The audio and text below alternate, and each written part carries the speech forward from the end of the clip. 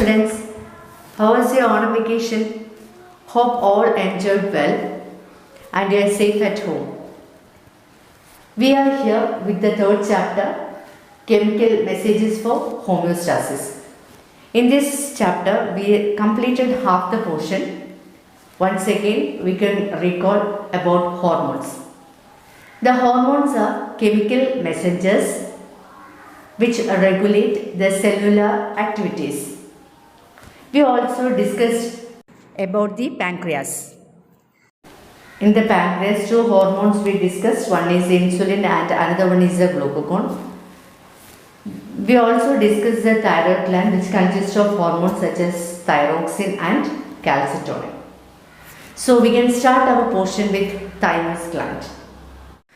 Thymus is an endocrine gland which is situated just behind the sternum. This gland is very active during infancy but constricts as we reach puberty. This gland produces a hormone called thymosin. It is also known as youth hormone. The major function of this gland is to control the activities and maturation of T lymphocyte, which helps to impart immunity. Next topic is adrenal gland. The adrenal gland is situated at the tip of the kidney. The hormones secreted by the adrenal gland equip the body to act during emergency situation. It consists of two parts, inner medulla and outer cortex. Inner medulla contains two hormones, epinephrine, or it is also called adrenaline, and norepinephrine, or it is also called noradrenaline. Epinephrine acts along with the sympathetic nervous system during emergency situation. Thus, we can resist or withdraw ourselves from such situation. It also shows sympathetic action. Norepinephrine. It acts along with the epinephrine. The outer cortex consists of hormones such as cortisol, aldosterone, and sex hormones. Cortisol. It synthesizes glucose from proteins and fat. It slows down the action of defense cells. It also controls inflammation and allergy. Second one, aldosterone. It maintains the salt water level by acting in the kidney, and also it maintains blood pressure. Third one, sex hormones. It controls the development and function of sex organs.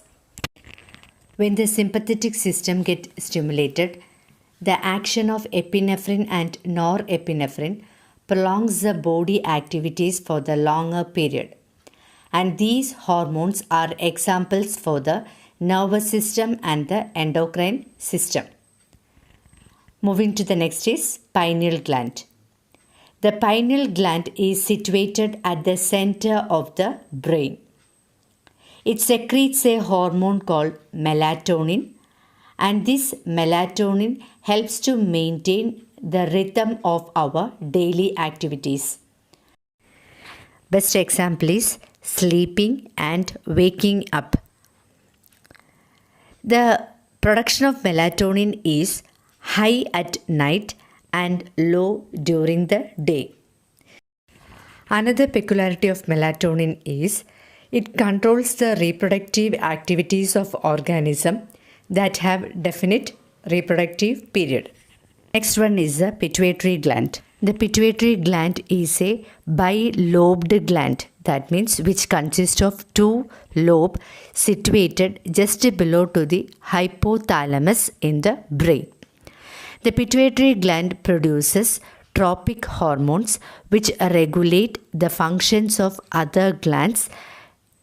It has immense significance in the endocrine system. This point is very important. The pituitary gland produces tropic hormone which regulate the functions of other glands. The pituitary gland also produces growth hormones. Pituitary gland is a bilobed gland, consists of anterior lobe and posterior lobe.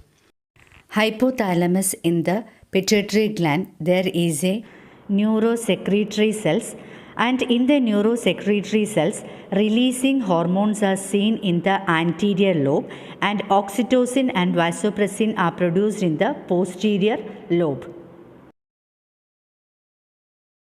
In the anterior lobe of the pituitary gland, portal veins are there which transport releasing hormones through the blood.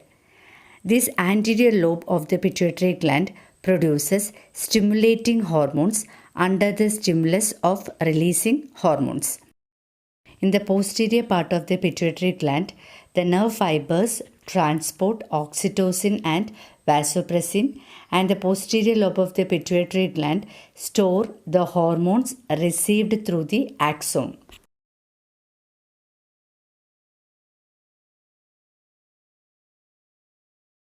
The pituitary gland also promotes growth hormones called somatotropin. If the production of the somatotropin increases during the growth phase, it leads to the excessive growth of the body. This condition is called gigantism. If the production of somatotropin decreases during the growth phase, that condition is called dwarfism. Acromegaly is a condition caused by the excessive production of somatotropin after the growth phase. It is characterized by the growth of the bones on the face, jaws, and fingers.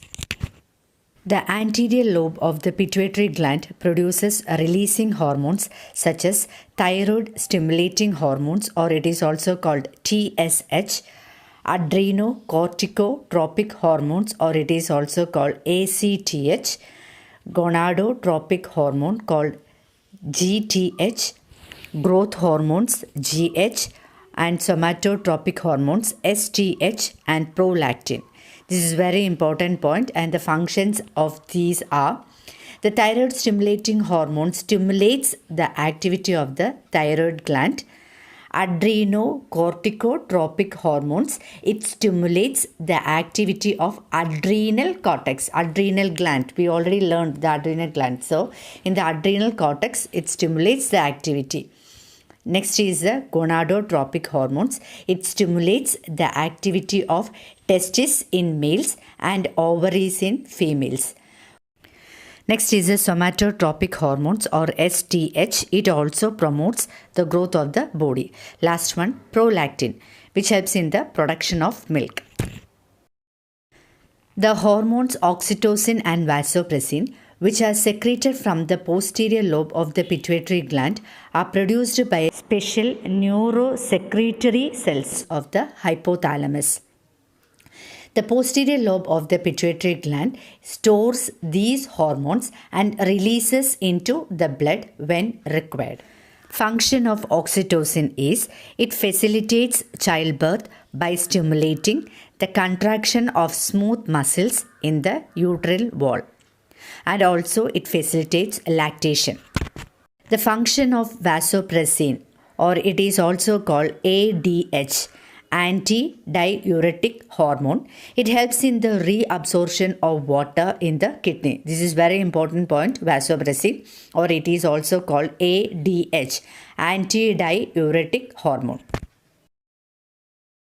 Only this much for today.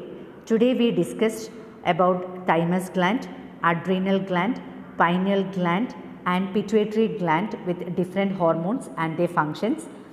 These are very important topic. So students, go through your portions. Thank you.